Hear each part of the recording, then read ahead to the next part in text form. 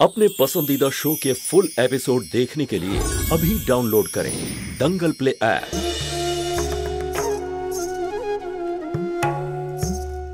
Actually sir ওই আমার বন্ধুরা আছে না, ওরা যমুনা দাস কলেজে পড়ে, তাই ওদের মুখ থেকেই শুনেছিলাম।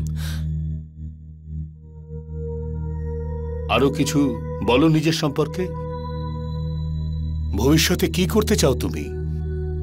আসলে ওই প্রত্যেক মানুষেরই একটা অ্যাম্বিশন থাকে, একটা স্বপ্ন। পড়াশোনা শেষ করে কি করতে চাইছো তুমি? আই মিন 5 বছর পরে তুমি নিজেকে কোন পজিশনে দেখতে চাইছো? স্যার ওই এখন তো আমি আমার সমস্ত মনোযোগ স্টাডিতেই দিতে চাই, যাতে ভালো রেজাল্ট করি একবার। তার মানে ফিউচারের ব্যাপারে তুমি কিছুই ভাবোনি? তাহলে বিয়ে করার কথা কি করে ভাবলে? আমার মেয়ের খেয়াল রাখবে তুমি কি করে? তুমি তো দেখতেই পাচ্ছ আমার মেয়ে কিভাবে থাকতে অভ্যস্ত, ওর শখ, ওর অভ্যেস। আমি খেয়াল রাখবো স্যার ওর। আপনি চিন্তা করবেন না, আমি বিজনেস ফ্যামিলি থেকে বিলং করি। ও, আমার মেয়ে বলছিল। কি বিজনেস করে তোমার ফাদার? আসলে স্যার অনেকগুলো বিজনেস রয়েছে ওনার, গার্মেন্টস, ফার্নিচার, টয়স, খেলনা, সবকিছুতেই ডিল করেন উনি।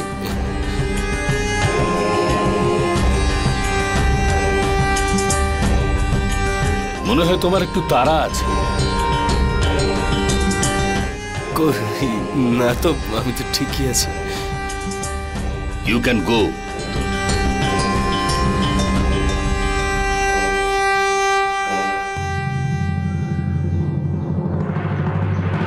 আমি আমার মেয়ের সঙ্গে কথা বলে নেব, তুমি যেতে পারো।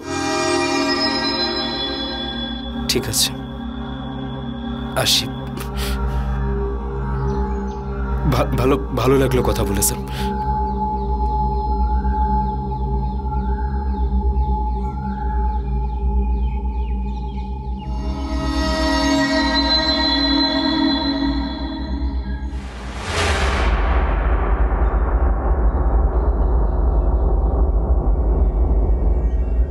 আই এম সরি বাবা, তুমি আমাকে ডাকলে না, কিন্তু আমি। বাবা, সন্দীপ কোথায়? ওর একটু তাড়া ছিল তাই চলে গেছে। আমার চা স্টাডিতে পাঠিয়ে দাও।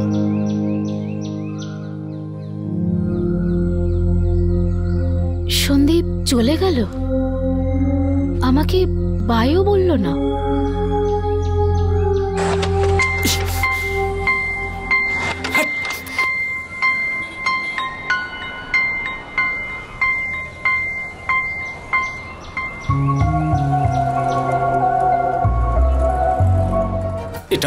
এটা কি করলি ভাই তুই সন্দীপ? খুব ওভার স্মার্ট হয়ে ঘুরছিলি তুই, তাই না? তাহলে ওর বাবার সামনে তোর ইন্টেলিজেন্সের কি হলো? এরকম তো নয় বাবা যে সবাই তোমার মতন ইন্টেলিজেন্ট হবে। তাহলে তুমি সবার মধ্যে সেই কোয়ালিটিস কেন খোঁজো যা তোমার মধ্যে আছে? সব মানুষই আলাদা হয়, তাদের পার্সোনালিটিও আলাদা হয়। আর তুমি জানো বাবা, সন্দীপ এত ভালো ফ্যামিলির ছেলে হয়েও অন্য বড়লোক ছেলেদের মতন টাকা ওড়ায় না, আর না নিজের বাড়ি থেকে পকেট মানিও নেয়। উল্টে ও তো নিজে ছোটদের টিউশন পড়ায়। এইটাই হচ্ছে ওর বড় গুণ, ওর সিম্পলিসিটি। সব থেকে বড় ব্যাপার হলো বাবা যে ও আমাকে ভালোবাসে। এই সবকিছুকে ইগনোর করে তুমি যদি ওকে রিজেক্ট করো, তাহলে তুমি খুবই আনরিজনেবল বাবা। তুমি আমাকে যা ভাবছো আমি তা নই। আমি 30 বছর ধরে সফলতার সঙ্গে ব্যবসা করছি। আর তুমি ভুলে যাচ্ছ বাবা, এটা তোমার বিজনেস নয়, এটা আমার জীবনের প্রশ্ন। এক্স্যাক্টলি মা, এই কথাটাই আমি তোমাকে বোঝাতে চাইছি। বিজনেসে কোনো লোকসান হলে সেটা পূরণ করা যায়, কিন্তু একজনের জীবনে সে ক্ষতি পূরণ করা যায় না। ওই ছেলেটাকে আমার পছন্দ নয়, আর তুমি ওর সঙ্গে মেশো সেটাও পছন্দ নয়। আমার মন এটাই বলছে যে ওই ছেলেটা এমন একটা কিছু লুকোচ্ছে যেটা ঠিক নয়। ঠিক নেই? সন্দীপের মধ্যে একটা খারাপ কিছু বলো, আমি প্রমিস করছি কোনোদিন ওর সাথে দেখা করব না।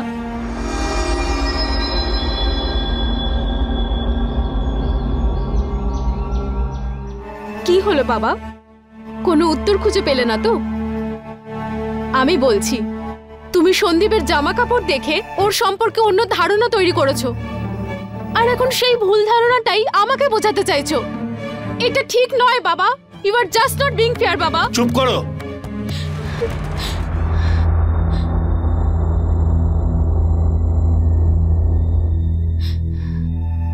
দেখো মা, তুমি ভুল ভাবছো। তুমি আমার একমাত্র মেয়ে, আর এটা বিশ্বাস রাখো, আমি তোমার জন্য যা করব সেটা তোমার ভালোর জন্যই। আই এম সরি বাবা, কিন্তু এই সন্দীপই আমার জীবনের শেষ কথা, আর তুমি ওর সাথেই। মা শুনে যা। আরে সন্দীপ, আর কতক্ষণ এরকম বসে থাকবি? আয় আয়, চলে এখানে আয়, তোর মুড ভালো হয়ে যাবে। আয় চলে। আরে ছাড় ভাই, ছাড় না ওকে। নিজের হবু শ্বশুরের সঙ্গে দেখা করে একটু চাপে আছে, সামলে নিতে একটু সময় তো লাগবেই। আরে দেখ, ফোন এসে গেছে, মনে হচ্ছে খুশির খবর। এই কার ফোন? চুপ কর না ভাই। হ্যাঁ বলো। সন্দীপ, তুমি ঠিক আছো তো? হ্যাঁ ঠিকই আছি। আসলে ব্যাপারটা হচ্ছে যে তোমার বাবার সাথে হঠাৎ করে দেখা হলো তো, তাই আর কি। জানি না উল্টোপাল্টা কি বলে ফেলেছি, জানি না উনি আমার ব্যাপারে কি ভাবছেন। হ্যাঁ, ইউ আর রাইট সন্দীপ। বাবার মনে হয় যে তুমি আমার জন্য ঠিক নও, আর উনি এটাই চান যে আমি তোমার সাথে আর দেখা না করি। আচ্ছা, এসব বলেছেন উনি? হ্যাঁ, সব ভুলই আমার। আমার তোমাকে প্রথমেই বলা উচিত ছিল যে বাবার সাথে দেখা করতে নিয়ে যাচ্ছি। বাট ডোন্ট ওয়ারি সন্দীপ, সব ঠিক হয়ে যাবে। কিন্তু কিভাবে? ট্রাস্ট মি সন্দীপ, আমার বাবা আমাকে খুব ভালোবাসে, আর উনি আমাকে কখনোই দুঃখী দেখতে পারেন না। অ্যাকচুয়ালি মা না থাকার কারণে উনি আমাকে নিয়ে একটু বেশি প্রোটেক্টিভ হয়ে গেছে। বাট আই এম শিওর দু একবার দেখা হওয়ার পরে উনিও এটা বুঝে যাবেন যে তুমি কতটা সুইট আর ভালো মানুষ। পাখি, যদি এরকম না হয় তাহলে? সন্দীপ, আমি আমার বাবাকে খুবই ভালো করে চিনি, আর উনিও এটা জানেন যে আমিও নিজের কথার খেলাফ কখনোই করি না। তুমি নিজের খেয়াল রেখো সন্দীপ। আমি ফোন রাখছি। I love you. বাই। হ্যাঁ বাই। কার ফোন ছিল ভাই? বৌদির। হ্যাঁ, ওই ফোন করেছিল। ভাই, ওর বাবা আবার আমাকে ডেকেছে। মানে আবার একটা ইন্টারভিউ? হ্যাঁ, আর আমার মনে হয় না ওর বাবা মেনে নেবে। ভাই, আমার সমস্ত প্ল্যান ভেস্তে যাচ্ছে, আর আমি কিছু করতেও পারছি না ভাই। সন্দীপ, তোর বিশ্বাস আছে তো যে পাখি তোকে সত্যি ভালোবাসে? আরে তা নয় তো কি, ওকে যে কোনো ছেলেকে রাস্তা থেকে ধরে নিয়ে গিয়ে বাবার সাথে দেখা করাবে? আরে রেগে যাচ্ছিস কেন ভাই? রেগে যাবো না। আরে শোন, ওর বাবা তোর আসল পরিচয় জানার আগেই তুই ওকে নিয়ে পালিয়ে যা। পালিয়ে যাব? ঠিক বলছে ভাই। আর কোনো অপশন আছে নাকি? যে মেয়েটার জন্য তুই তোর এতটা সময় আর আমাদের এত টাকা লাগিয়েছিস, সেসব বেকার হয়ে যাবে ভাই। ও ঠিকই বলছে। দেখ, একবার যদি মেয়েদের বিয়ে হয়, তার কিছুদিনের মধ্যেই মেয়ের মুখের দিকে তাকিয়ে বাবা সব ভুলে যায়। আর তাছাড়াও ওই বুড়ো লোকটার পাখি ছাড়া আর কেই বা আছে? সন্দীপ, তুই এটা ভাব, কাল যদি জ্যোতি দিদির বিয়ে হয়ে যায়, তারপর কি করবি? এসব কেন তুই ভাবছিস না ভাই?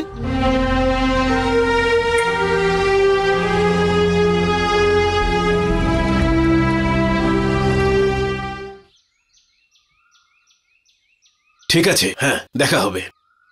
আঙ্কেল, এই ফাইলটা আমি রেডি করে দিয়েছি। আঙ্কেল, আমি বেরোবো, অনেক দেরি হয়ে গেছে। ঠিক আছে, যাও। Thank you uncle. ওকে। দিদি দিদি, তুমি একটু তাড়াতাড়ি চলো, পূজা শরীর খারাপ করছে, ও বমি করছে। বমি হচ্ছে? গরমের সময় বেশিক্ষণ রোদে থাকলে এরকম ভমিটিং হয়ে থাকে। আপনারা একটা কাজ করুন, আমি ওষুধটা লিখে দিচ্ছি, আপনারা পূজাকে দিনে 3 বার খাবার পরে এটা দিন। থ্যাংক ইউ ডাক্তারবাবু। It's okay. Thank you it's doctor. Okay. Jyoti, অনেকটা দেরি হয়ে গেল, আমার মনে হয় তোমার এবার বাড়ি যাওয়া উচিত। না না আঙ্কেল, পূজাকে এই অবস্থায় রেখে আমি বাড়ি যেতে পারবো না। না না, পূজাকে নিয়ে তুমি ভেবো না, আমি শচীনকে খবর দিয়েছি, ও কিছুক্ষণের মধ্যেই চলে আসবে।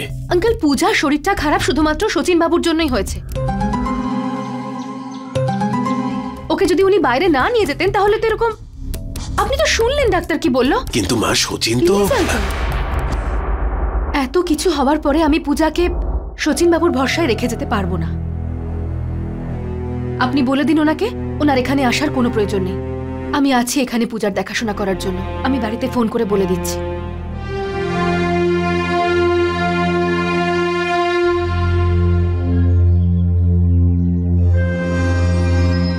স্যার, আমার কথাটা তো শুনুন। স্যার, একবার দেখা করার সুযোগ দিন। আপনি আমার এক্সপিরিয়েন্স আর রেকর্ডটা দেখুন স্যার। স্যার স্যার আমার। চলে এসেছো তুমি? কি এসব? হ্যাঁ, কি করছো কি তুমি? রান্না করছি। এইভাবে কেউ খাবার বানায়? কিচেনের অবস্থা দেখেছো? সমস্ত এসব কি? কি এসব? ওটা তো টমেটো। অন্ধ নই আমিও দেখতে পাচ্ছি এগুলো টমেটো, কিন্তু এতগুলো কেন? এত রাগ করছো কেন? শুধু 5 কিলোই তো আছে। 5 কিলো? সুষমা, এত নিয়ে আসার কি দরকার ছিল? আমাদের বাড়িতে তো এইরকমই আনা হতো। কতগুলো লোক তোমার বাড়িতে? কতগুলো লোক তোমার বাড়িতে? 7। আর এখানে আমরা 2 জন। তাহলে তুমি এত রাগ করছো কেন? যদি বেশি আনিও তো। টাকা তো নষ্ট হচ্ছে, তাই না? আর যদি সব নষ্ট হয়ে যায় কত লস হবে আমার? হ্যাঁ সুষমা, আমার এত টাকা নষ্ট করার ক্ষমতা নেই। তোমার যদি এতই বিলাসিতার শখ, তাহলে আগে টাকা ইনকাম করা শেখো। কঠিন বাস্তবটা দেখলে তখন বুঝতে পারবে যে টাকা ইনকাম করা আর বাড়িতে বসে রুটি বানানোর মধ্যে কত তফাৎ। বুঝলে তুমি?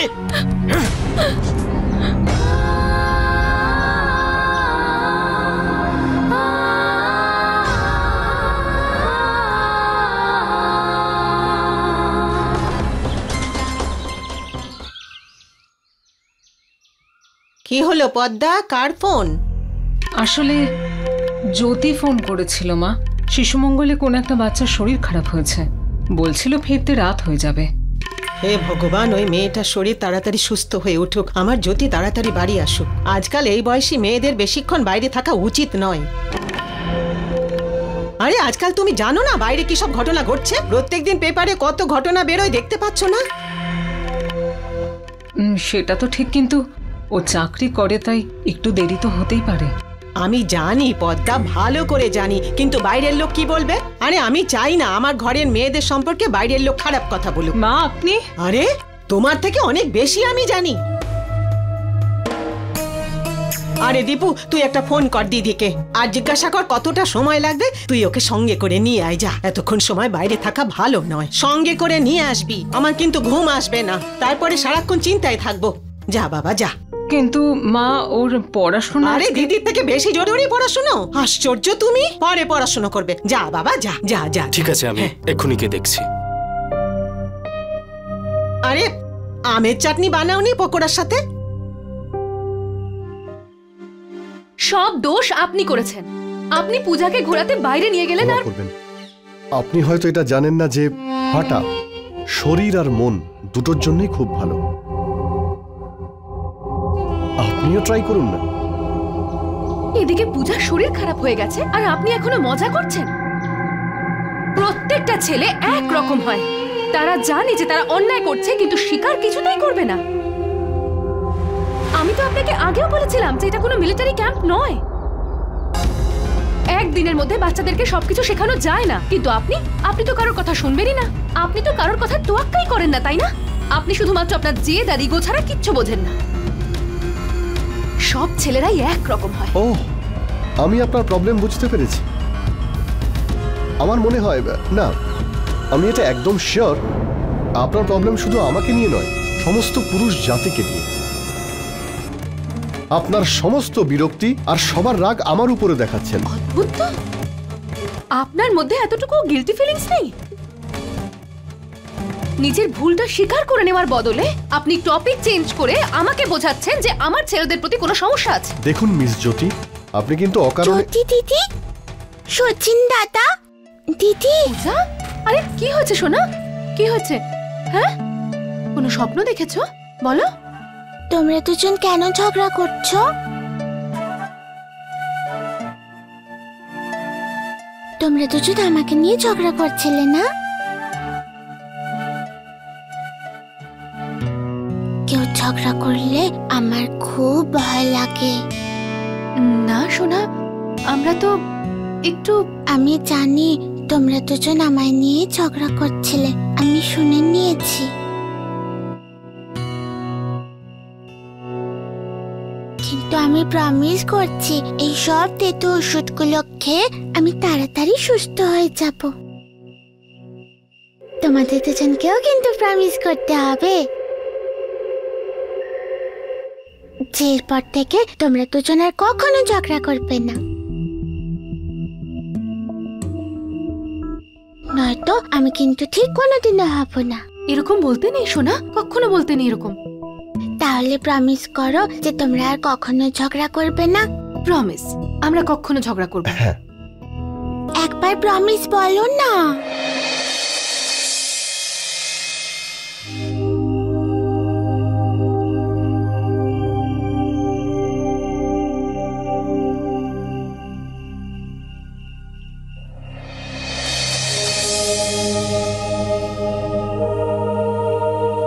প্রমিস, আমরা কখনো ঝগড়া করব না।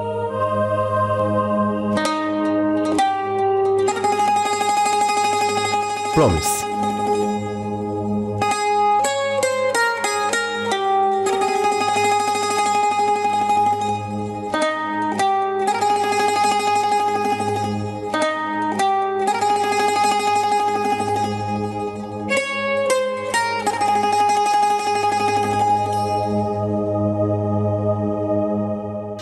फुल एपिसोड देखने के लिए अभी डाउनलोड करें दंगल प्ले ऐप।